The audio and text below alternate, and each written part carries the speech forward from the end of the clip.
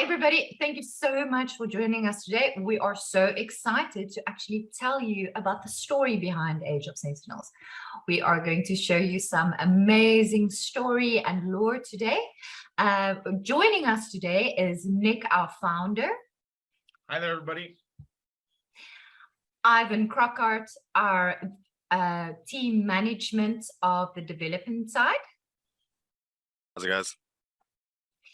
Carl and Robin Kern. Now, Carl is our community manager. Hi, everybody. And Robin has a very interesting title. Robin, would you mind telling us it? Hi, everybody. I am the law librarian, or librarian, as we say in AOS. Great stuff. Thank you so much for everybody being here. We're going to jump right into it with Nick telling us a bit more about the vision, the overview, and the behind story of Age of Sentinel. Go for it, Nick. Hi, guys. So when we originally came up with the idea for Age of Sentinels, we kind of picked a few of our favorite games to kind of set the tone for what we wanted to do. So let's just say if Skyrim, Diablo, and Destiny had a baby, the outcome would be this like super powered hybrid child. In this case, that child will be Age of Sentinels. That sounds absolutely amazing, Nick. Can you tell our people what Age of Sentinels is? Yeah, sure, Tanya, I'd love to. Well, Age of Sentinels is a play and earn NFT integrated open world RPG game that takes place in a sci-lore, that's science fiction, fantasy, folklore universe. It consists of 5 planets, 10 unique Sentinels, of which there are roughly around 10,000 unique NFTs. During the tale versus good and evil, you're going to have to level up by scouring through all of these visually dense worlds and explore everything they have to offer. Their unique traits, characters, conflicts, victories, and helpful utilities. AOS truly is a game made for gamers by gamers. Okay, great. Well, the game sounds quite amazing. If we look at the actual story, I heard that there is like sort of a type of a good and an evil and a bigger story behind this. Can you tell me a bit more, or can Robin or Carl maybe jump in and tell us a bit more about the story of Age of Sentinels? Sure, no problem. Well, our story takes place in the Calandran system, and it is centered around a star called Colossus Bright. And around that star are 5 planets, but that wasn't always the case. Well, a long time ago, we had a 6th planet, but the inhabitants of this planet became so corrupted by evil that they started playing around with some very, very dangerous magic, which ended up causing a wormhole, and they vanished from the system. And now it is time for our Sentinels to rise up and protect these incredible worlds. Now tell me, you said you have 5 planets in the story. Robin, can you maybe just tell us a bit more, or actually just name the 5 planets that we have in this system? Of course, Tanya. So our first planet is Eloria. This is a beautiful Earth-like planet. Our next planet is Magmator, which is a scorched planet. Our third planet is Nyrix, which is a water planet. Then we have Krunus, which is a desert-like planet, and Zeta, which is a rocky expanse of a planet. Right. Now, guys, I know they geek out about this planet and the writing about the lore and everything that's happening on the planet. But before we actually get in and show you how every planet looks and what's going on in the lore side of things, can we just ask Carl, can you maybe just tell us a bit more about the different sentinels on the 5 planets, so that the rest of the community also knows what's going on? Yeah, absolutely. Well, each planet so far has 2 Sentinels. We're going to start off with Eloria. Eloria will have both the Knights and the Paladins, followed by Magmator, which will have Mages and Dwarves, Nyrix, which will have the Aquatics and the Pisces, Krunis, that will have the Calyx and the Ugons, and Zeta 9NQ5 will have androids, with the 10th one to be announced. Oh, that sounds quite amazing. And can I ask, Ivan, did I hear rumors that the Knights are going to be released first? Yes, Tony, that is exactly the plan. And we're looking to release them before the end of the year. Oh, great stuff. That sounds amazing. Now, looking at the amazing graphics our team has designed, we're first going to have a look into Eloria. Who wants to chat about Eloria? I think Nick, would you mind telling us a bit more? And maybe Ivan, because I heard some of the next video footage might have some of Eloria in it. Yeah, so Eloria being sort of the Earth-like planet, so obviously the most familiar to us as Earthlings ourselves, there will be a little bit of it shown in the demo video. You will see some of the terrain, the map that we have developed. But as far as Eloria goes, and the infographic, which I obviously recommend anybody who has an opportunity should take a look at, is upon or other than just being an Earth-like planet, it has the fantastical elements as well. So it's got raging waterfalls, it's got a wonderful forest with towering trees. It's obviously a very fertile planet. It typically has a sort of more tropical climate, and sort of leading it all is the royal. They live in their sort of wondrous palace overlooking the city and the plains, and they have their own private docking station, as well as a portal, which we'll get a bit more into at a later stage. First, the Sentinels to be released will be the Knights. They will be sort of the main Sentinels from Eloria. We have mentioned the Paladins as well, but they will come into view a little bit later on. And I'm hoping Carl can help me expand a little bit on the leadership structure, which I think is quite a big part of Eloria. Well, actually, Eloria is ruled by a king and queen, but below that we have barons and dukes, which rule different areas and districts of the planet. And we also have a crown princess, which is the heir to the throne, and she will become the leader of Eloria when she's old enough. And if I understand correctly, the knights serve as something of a standing military or even like a royal guard. Yes, that is correct. We even have a royal barracks where a lot of the training takes place. And I think most exciting about Eloria and really sort of leaning into the Psi lore, this our uniquely coined phrase for the genre that we're going to be creating, is the mythical creatures that one can find on Eloria. We have some staples and favorites like the griffins and the phoenixes, which will play quite a big part in the ecosystem that for both the players and of course for the lore. I must say, I'm seeing some very cool weaponry as well. Can anybody just give some advice on what's going on in that regard? Yeah, sure, I'd love to. So the knight's traditional weapon, if we think of sort of medieval knights as we think of them now, swords and shields are their staple. It is their go-to. As on top of that, though, they have the option of going for a bit more of a ranged build, using assault rifles, SMGs, pistols. They'll have grenades as well as bows and arrows. Yeah, so it's a bit of a hybrid knight because of the advanced technology on Eloria. They actually have a huge advantage in that regard. And what's great is that we actually have a weapons manufacturer based on Eloria too, Combatoria and Sons, which is going to play a big role in producing these weapons. I think it's also worth mentioning that the name of the Sentinels being knights is both in terms of their role and their aesthetic.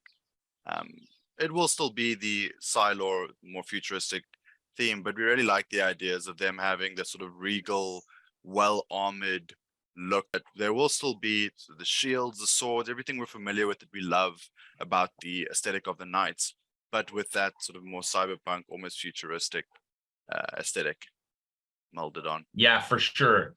Medieval meets Cylor. So the graphic design team were amazing and actually starting to create the maps. And we have only started to plotting out some of the towns.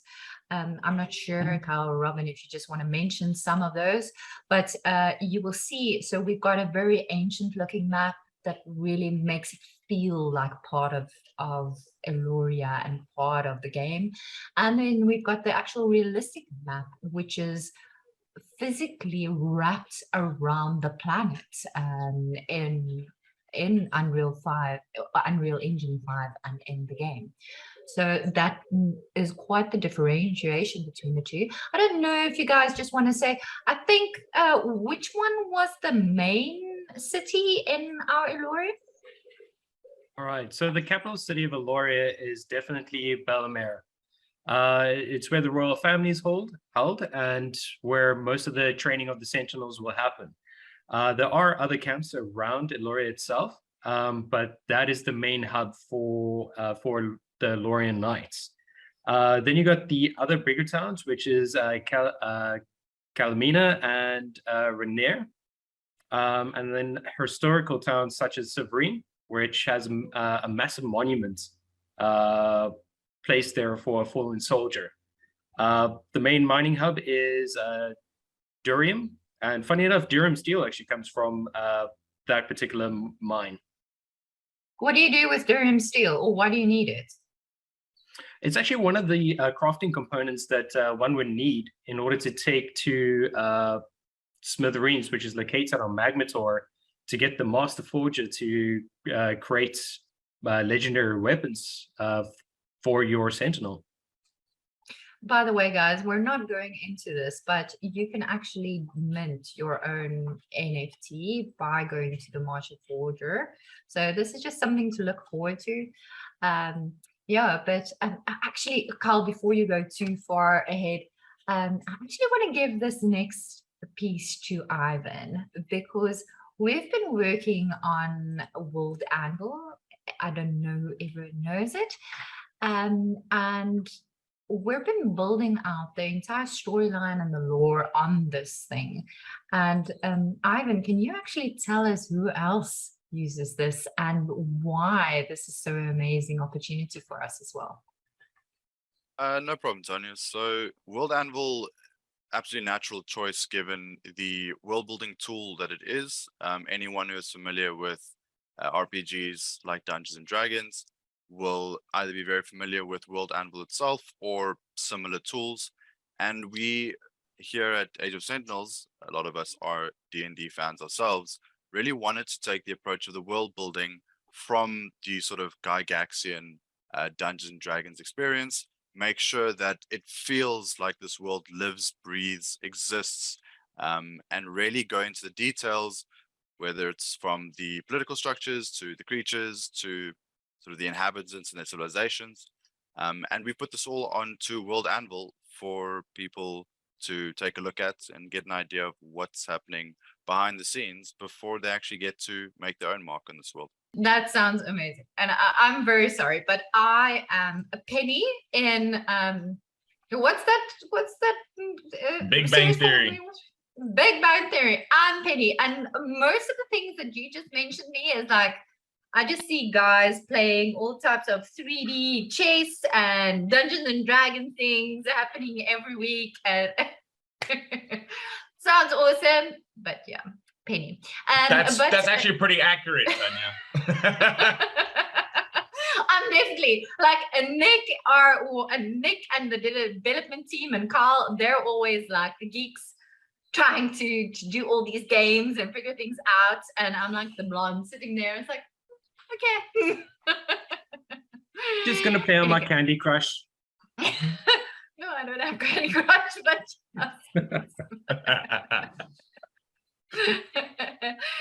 Anyways, all right. But I must say, guys, and sorry if I use the term wrong, but our librarian is actually one of our lore writers, and she is amazing. So, just Robin, before we get into it, don't you have a background specifically catered for like creatures and animals and things? What did you do prior to all of this? Well, Tanya, I was actually a game ranger up in the Kruger National Park area. And yeah, so with that comes a great deal of studying and training. And you have to have a good knowledge of ecology. So creatures are kind of my forte, and that's it's really why I love creating them so much, because of that experience that I had. And ultimately, I think my goal would be to create field guides for the different planets, for all these creatures and plants and things that are found, which kind of goes into creating a really immersive experience for players. You know, that's really, really important to me. Yeah, and guys, that's the type of team we do have here. It's like we specialize in something else than just gaming. It's like everybody has their own speciality, and we bring it back together to the team. And I actually want to give the next part over to Robin, because she wrote an amazing piece about the dragons. And I just wanted to have a quick overview of what's going on and what the dragons that she wrote about is all about. So, Robin, just give us some more information. Of course. Well, in the Calandran system, we have 6 categories of dragons. Now, these are aerial dragons, terrestrial dragons, aquatic dragons, arboreal dragons, amphibious dragons, and extraterrestrials, which is something very cool. There is a possibility of a 7th category, but I'm kind of keeping that a little bit under wraps at the moment. And these are bioengineered cyber dragons. But like I said, this is all just rumor at the moment. So on each planet, we have different species, and these range from small, tiny dragons to large dragons. But the most common type that you will find is going to be your aerial dragons. And generally, these are very territorial due to their large size. So they don't often socialize together, and they can be quite ferocious. But we also have smaller dragons like the Cresty, which are pack hunters and very vicious. I kind of envision them very similar to raptors. They do have a slightly feathered exterior, which also kind of leads to that Archaeopteryx vision for them. Their name actually comes from a unique formation of scales on their backs, which forms a kind of crest, which is very, very cool. We also have smaller dragons on planets like Nyrix called the Sustrals, which are quite small, and they tend to spend a lot of time in the kelp forests. They have beautiful long fins, and you know, you don't really want to get too close because they can be quite nippy. Oh, that sounds amazing. Carl, Nick, and Ivan, just quickly, just tell our viewers what's going on. So we're building out this lore. There are these amazing creatures like these very specific dragons, right? So how is this actually part of Age of Sentinels? How is it going to incorporate it? Are the dragons actually going to be in game? Is this just a story that's been written about? I don't know. Can you help? Oh, Nick, please help. Yeah, for sure. So yes, the dragons are part of the story. But as Robin was saying, with majority of the dragons, I guess that's not a hood, but with many of the dragons being really large, they do pose threats threat? to local villages and towns. Thus, they both have to defend against them. They have to hunt them from time to time. And so, yeah, it's not only part of the story. They will be physically in the game, as you certainly may need to collect some of their rarer parts for crafting. And on top of that, they will also form part of quests where you may need to go defend certain areas being troubled by dragons. Ivan, you wanted to say something as well. How can you help? I also think it might be interesting to mention that, like any decent fancy game, for the more skilled, maybe even the slightly more privileged players, one could consider some of the dragons as mounts. As mounts? Meaning what? For those Well- of me like Penny that doesn't know what a mount is. Well, provided you have the ability and the skill to tame them, you could possibly become something of a dragon rider. Oh, that sounds interesting. I think Carl, you wanted to mention something as well. Do you want to add something else? I just find it completely fascinating with the different categories of dragons that we have, ranging from the boreal, the aerials, but the one that really grabbed my interest was the extraterrestrial dragon. That just seems like no matter where or which planet you're on, it's gonna be a havoc with every single dragon. Whether you're just crossing through space, you can stand a chance to get attacked by an extraterrestrial dragon. I mean, I haven't seen that before. Well, that's actually very true, because extraterrestrial dragons have a voracious appetite for strong magic. So if you were running around with a couple of fusion crystals, you could very, very easily have an extraterrestrial on your tail. But they are very mysterious, and their origins are not very well known. And that all adds to, the excitement of the game. You might just come across a breeding area somewhere in the universe and be the first to see something like that. Now, guys, I must say, I know a bit more of the lore because I get to listen in on some of the excitement and the actual writing of it. And I actually just wanted to tell you, or I wanted to get Nick to tell you a bit more about these fusion crystals that they call it. I don't know if you have seen our trailer. If you haven't, it's coming up very shortly in one of the videos. And one of the videos actually show this when you zoom into the character and zoom out. But Nick, don't you just want to quickly tell them what the fusion crystal is and how it is depicted in the game? Yeah, sure. So the fusion crystal is a magical energy stored in certain crystals. These crystals are found throughout all the planets. We believe it is due to how the planets were formed.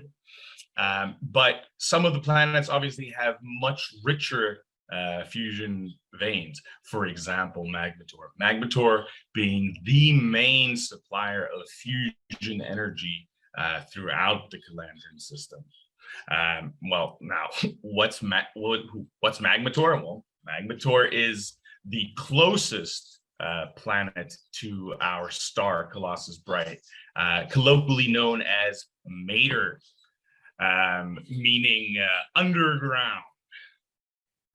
So obviously, being this close to a star, it's an extremely hot planet with lava rivers and just sulfurous areas, very, very inhospitable planet. And then on the opposite side of the planet, in the shadow of the planet, it's extremely cold. So these lava pools and formations and rivers freeze over quite dramatically. And like I said, it's quite an inhospitable planet. That doesn't mean that there aren't some brave souls out there. For example, the mages and the dwarves. Now, the dwarves originally come from our sixth planet that Robin spoke about earlier. They are not native to Magnetor. They settled there as they were escaping from said planet, from their home world. And the mages also settled there afterwards. They originally colonized or landed on Magnetor and built there through the use of extremely powerful magic, built their mage tower, which, as far as I could imagine, would have been a pretty spectacular show of power. Just to tell you as well, so as you can figure with a next description of Magnetor, we have Sentinels that are dwarves, as well as Sentinels now that are mages.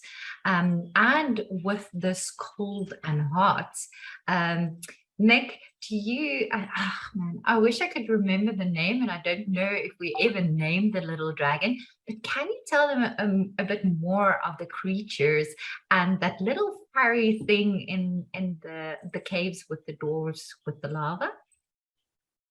Yeah, sure. I think you're talking about the Dasher. Yes, that's the one. It was so cute, guys. I can't wait to see the actual images or show you guys the actual images the developers are working on, because that looks super awesome. Yeah, the Dasher is quite a cute little guy, running around in his hide. Is a little lizard, so just to be clear. And they sort of skitter across the lava on their back feet, running sort of from the heat. Very, very cute little creatures. Do you maybe just want to quickly chat to us about the different type of weaponry the mages actually use? And I'm saying weaponry, it might be incorrect, but just like what do they have where the knights have swords and shields and things like that? Yeah, sure, Tanya, no problem. So the mages, as you can imagine, rely heavily on magical skills and spells. But that doesn't mean that they are completely useless when it comes to melee combat.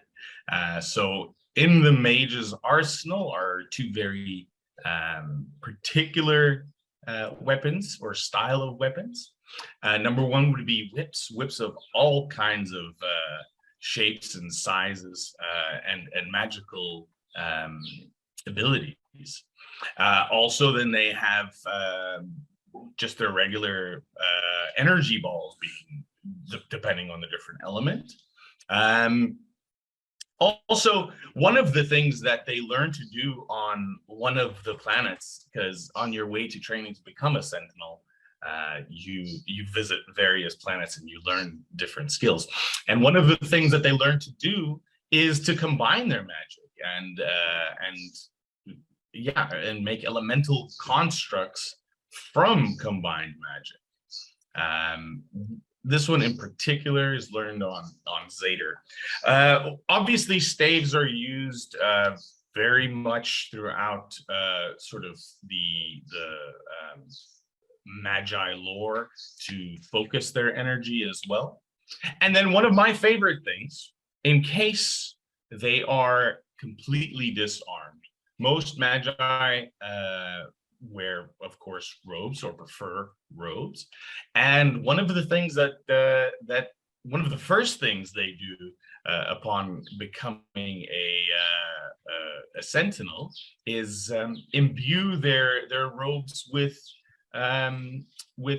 magical weapons. So it kind of looks just like an embroidered weapon, but then when they need to, they can pull these weapons from their cloaks and use them to deadly effect with because obviously they have studied and learn some close combat techniques as well, which is I thought really fun.